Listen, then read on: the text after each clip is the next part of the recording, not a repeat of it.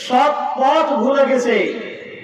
শয়তান বলেছে রাস্তা দিয়ে চলার পথে আজ 95% বা 90% মুসলিমের দেশে ইসলামের আইন বলতে কিছু নাই, ইসলামের আইন বলতে কিছু নাই। অথচ আমরা লেবাসে মুসলিম, বংশ পরম্পরায় মুসলিম, জাতিতে মুসলিম, কিন্তু আমাদের সামাজিক জীবনে, পারিবারিক জীবনে রাষ্ট্র তো পরের ব্যাপার। রাষ্ট্রে তো কথাই বলা যায় না। রাষ্ট্র প্রমোট করে সমকামিতা, রাষ্ট্র প্রমোট করেছে সুদভিত্তিক অর্থনৈতিক ব্যবস্থা, রাষ্ট্র প্রমোট করেছে ইহুদি খ্রিস্টানদের চালিয়ে দেওয়া বাতিল শিক্ষা ব্যবস্থা। আজ মুসলিমদের শিক্ষা কেন্দ্রে, শিক্ষা ব্যবস্থায় আল্লাহ রসুল মুহাম্মদ সাল্লাল্লাহু আলাইহি ওয়াসাল্লামের জীবনী নাই। আজ মুসলিমদের শিক্ষা ব্যবস্থায় কোরআন মাজিদ নাই। আজ মুসলিমদের শিক্ষা ব্যবস্থায় আল্লাহ রসুলের সুন্নাহ, তার হাদিসগুলো নাই। কেন নাই? এর কারণ আছে। একটা জাতিকে ধ্বংস করতে হলে, মূর্খ প্রমাণিত করতে হলে ওই জাতির শিক্ষা ব্যবস্থাকে ধ্বংস করতে হয়। যেটা করেছে বাতিল শক্তি, আমরা হতভাগা কপাল পড়া মুসলমান বুঝতে পারি নাই। যেটা করে ফেলেছে তারা তাদের চক্রান্তগুলো, তারা তাদের কূটকৌশলগুলো এমন ভাবে বাস্তবায়ন করেছে যেগুলো আমাদের রক্তের শিরায় শিরায় প্রবেশ করেছে, আমরা টেরই পাই নাই। আপনারা বলেন তো, বিজ্ঞান আগে না কোরআন মাজিদ আগে? বলেন। হয়তো অনেকে হতভঙ্গ হয়ে যাবেন। কোরআন মাজিদ আগে, কোরআন থেকে রিসার্চ করে আজ বিজ্ঞান অনেক কিছু আবিষ্কার করেছে। সূরা ফিলের ঘটনা দেখেন, আল্লাহ রাসূল মুহাম্মদ সাল্লাল্লাহু আলাইহি ওয়াসাল্লাম 1500 বছর আগে বলে গেছেন যে ক্ষেপণাস্ত্র তৈরি করা সম্ভব, আকাশে যে বিমান চলাচল করা সম্ভব, বিমান তৈরি করা সম্ভব, যার পারমাণবিক বোমা তৈরি করা সম্ভব, যার উদাহরণ সূরা ফিলের। আপনি যদি তাফসীর জানতেন, বুঝতে পারতেন।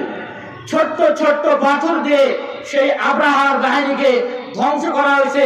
যে পাথরগুলো ছিল তাদের শরীরে একটু পোকা লেগেছে, সাথে সাথে মাংস ভোজন করেছে।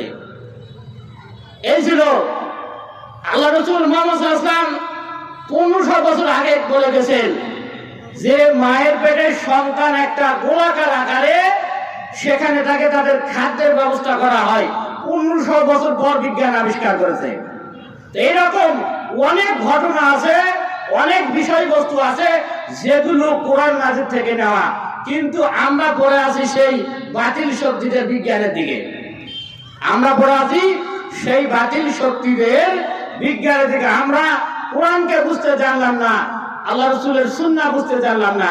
আজ আমরা রাস্তাতে চলাফেরা করলে বাতিল শক্তিদের আইন ছাড়া চলতে পারি না। আল্লাহ রসুল মুহাম্মদ সাল্লাল্লাহু আলাইহি ওয়াসাল্লাম দেখিয়ে দিয়েছেন রাস্তা দিয়ে ডান পায়ে দিয়ে চলতে হবে। আপনি চলেন দেখি, ডান পায়ে দিয়ে কোন গাড়ি আপনাকে এসে মেরে দিয়ে চলে যাবে। আল্লাহ রাসূল মুহাম্মদ সাল্লাল্লাহু আলাইহি ওয়াসাল্লাম বলেছেন সুদ কঠিনতম একটু হারাম কাজ, হারাম ব্যবস্থা, যার সর্বনিম্ন পাপ হচ্ছে আপন মায়ের সাথে সহবাস করা বা জিনা করা।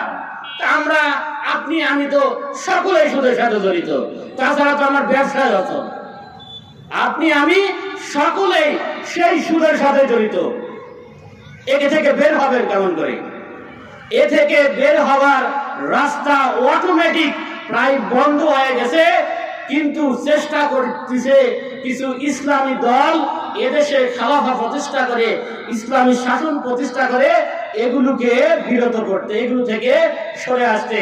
কিন্তু কিছু মুসলিম আছেন, কিছু কুচক্রী মুসলিম আছে, তাদেরকে বাধা প্রদান করতেছে।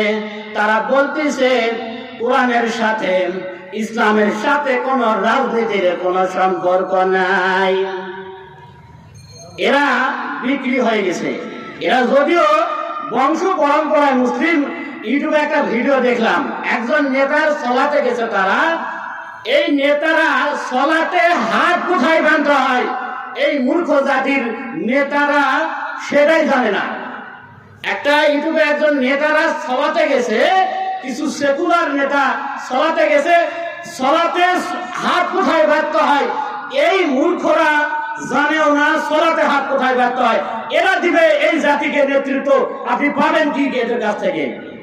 আপনি যদি এখনো আপনার চোখ না খোলে, শিক্ষা ব্যবস্থা বিগত সরকারের আমলে শেষ হয়ে গেছিল, এর আগে তো গেছেই, যতটুকু ছিল বাতিলদের শিক্ষা ব্যবস্থা সেখান থেকেও বিগত সরকারের সময় সমস্তগুলো নষ্ট করে দেওয়া হয়েছিল, সেটাকেও চেষ্টা করা হচ্ছে। কিন্তু আপনার হাতে যদি ক্ষমতা না থাকে, আপনার হাতে যদি ক্ষমতা না থাকে, আপনি কিচ্ছু করতে পারবেন না। যার প্রমাণ আমরা দেখেছি, আলেম ওলামাদেরকে যেভাবে পারে জেলে ধরে বিভিন্ন জায়গায় বন্দি করে, গুম করে, খুন করে তাদেরকে কি নির্যাতন করা হয়েছে। আপনি যত এখানে লা ইলাহা ইল্লাল্লাহ বলেন, কিন্তু আপনি যদি চেষ্টা না করেন, আপনি সফলতা অর্জন করতে পারবেন না। এই জন্য তো কবি বলেন, আলেমে আলেমে বিভেদ এখন, জালেমে